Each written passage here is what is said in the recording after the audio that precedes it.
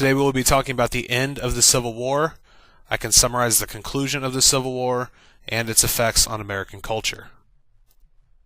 Now, with the war having been going on for nearly 2 years, General Robert E. Lee, member general of the Confederacy, decided once again to try and attack the North, hoping that a Confederate victory on Northern soil would force the Union to let the South leave. This is kind of part of the South's offensive-defensive plan that we had talked about before, where they're just hoping to wait long enough that the North will get tired of the war, but he knows that a couple of victories by the Confederacy in the North will help them get tired faster. Robert E. Lee is hoping to capture Pennsylvania and eventually Washington, D.C. He stopped in a small town in Pennsylvania known as Gettysburg. General George C. Meade stops him and a massive battle breaks out. The two sides fight there for 3 days. The Confederates drive the Union outside of Gettysburg. They force them to a ridge known as Cemetery's Ridge overlooking the town.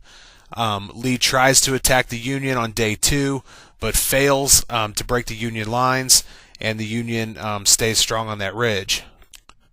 On day 3, Robert E. Lee makes what is known as one of the biggest military mistakes in the Civil War, and he orders General George Pickett to drive right down the middle of the Union forces, about 1,000 yards away from where they were positioned, up a giant hill.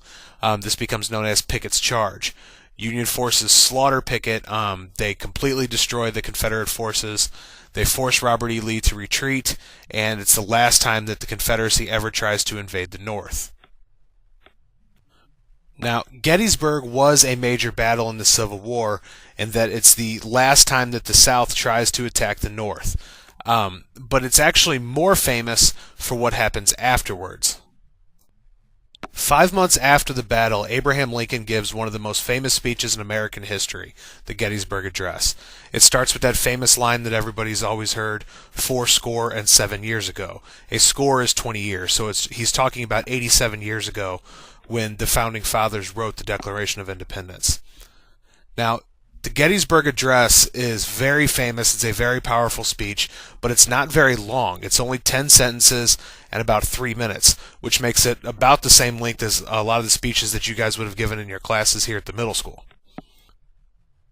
The crowd that day was at least 15,000 people, which would be a huge crowd by today's standards. It was even bigger back then, when the population just wasn't as big. There were also the governors of at least 24 Union states there. So there was a lot of really important people that Lincoln was talking to as well. In his speech, Lincoln talks about the fact that this country was founded on the idea that all men were created equal, and that he believes that a government like this, a democracy with a government of the people, for the people, by the people, will survive the Civil War, and it will not disappear from the face of the earth. This is a really powerful statement, because you got to remember, at the time, a lot of the other governments around the world were still monarchies and were really looking towards the United States as the model for how a democratic government would work. Remember the French Revolution, where France decides that they want a democracy like the United States has. So he's pointing out that the United States is a model to make democracy work in today's world, and that he's trying to make sure that it continues to do so. Now, after the Battle of Gettysburg, Lincoln had once again been frustrated that the Union Army wasn't able to finish off Robert E. Lee and the Confederate Army. So he turns to Ulysses S. Grant to command the entire Union Army and makes him the head general. Grant had been very successful out west, where he was able to defeat the Confederate Army at Vicksburg and at Shiloh and take control of the Mississippi River. Many people question Lincoln's decision to change generals again, but Grant had been very successful in the West. Grant's victories in the West at Shiloh and at Vicksburg and other places, combined with the victories at Gettysburg and Lincoln's very patriotic Gettysburg Address, give him an extra boost in popularity that he uses to win the presidential election in 1864. Lincoln had been afraid that he was going to lose that election to the Democratic candidate, who was actually his former general, George McClellan. McClellan was representing a lot of the Copperheads in the North who had grown tired and were just ready, grown tired of the war and were just ready for peace. And McClellan had actually stated that he was willing to reinstate slavery if it meant peace and the end of the Civil War. Because of some of the successful victories, though, it looked like the Union Army was starting to gain some momentum, and the United States people in the North decided to stick with Abraham Lincoln. Now, Grant's plan for ending the war calls for something called total war, where soldiers will completely destroy the South's ability and will to fight. They don't just attack generals anymore, or just attack soldiers and militaries. Now they're attacking everything in the South. When they march through a farm, they would burn down the crops. They would attack they would slaughter any of the animals and kill and eat what they could. They would take what they needed and they would burn down everything else. They would rip up railroads, melt them down, and leave them crumpled up along the side of the road.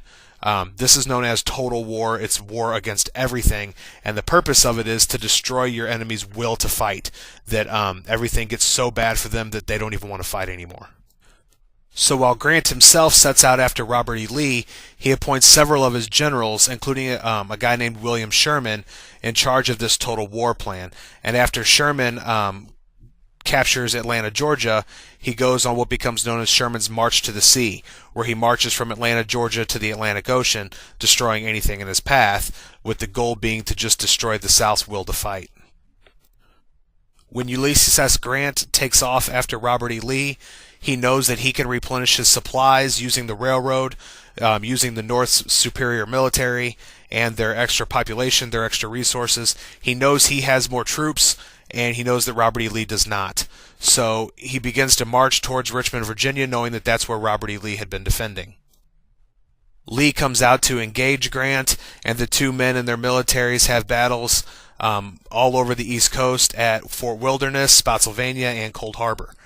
Grant loses about 60,000 men during these battles, but he knows that he has reinforcements, and Lee doesn't. So as sick or as sad as that kind of sounds, Grant's not really worried about how many troops or how many resources he loses, because he knows he has reinforcements and replacements for those, and the South doesn't.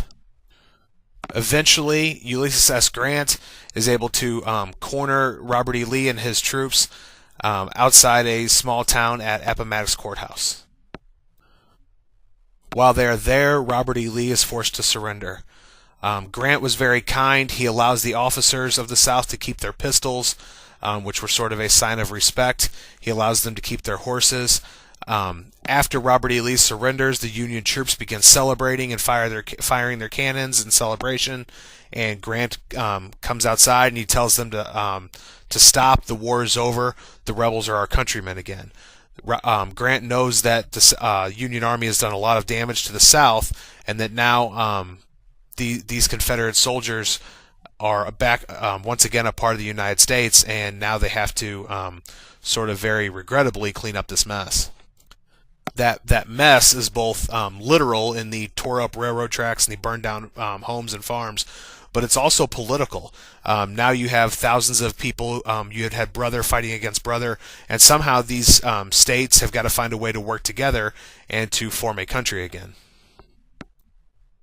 Now we're going to talk about the historical significance or some of the major things that have changed as a result of the Civil War. The Civil War is a major turning point in American history. More lives were lost than in any other war, 610,000 if you combine the Union and the South. Just to put that into perspective, the Union alone lost 14 times as many people as the United States military lost in the entire Vietnam War. That's just the Union. So you're talking about a lot of lives lost.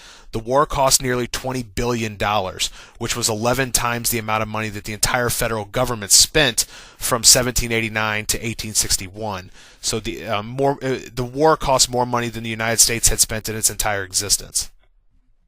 Now, even though Lincoln's Emancipation Proclamation had freed the slaves in the Confederate territories, that was just a presidential order given during time of war. So many people feared that with the war over, slavery would be reinstated in the South, or at least allowed to stay in the North in those border states. But when the war ended, Congress passed the 13th Amendment and made slavery illegal in the United States. They also passed the 14th Amendment, which states that Congress or state governments cannot deny citizenship based on rights, and the 15th Amendment, which gives both free blacks and former slaves the right to vote. everybody, both black and white, had started to begin to think about what it really means for all men to be created equal. Now, even though this sounds like a great thing, and it really was for American culture, both black and white citizens struggle with what this really means for the next 100 years. African Americans in the United States don't really gain equal treatment until at least the 1960s, and in some cases, those struggles with race relations in the United States are still going on today. The United States enters a period known as Reconstruction, which lasts for about 20 years and probably should have lasted longer, where they have to sort of slowly bring the Confederacy back into the United States. Those states have to be readmitted, almost like they're new states. The South has major political problems. They have major disagreements with the North still. The North has to decide what to do with the people who had been the leaders of the Confederacy. And the Southern economy has to change now that it doesn't have slavery anymore. It was impossible to think that just because a couple of amendments have been passed and the war is over, that all of a sudden now blacks and whites are going to get along fantastically in the South, especially when slavery had just recently come to an end. So this is a very tough, very difficult time period in American history where a lot of things were changing, and it takes a long time. Reconstruction officially lasts 20 years, but a lot of historians would say that it's lasted much longer than that, at least 100 years, and some would argue it's still going on. But remember, the Civil War hadn't just been about slavery.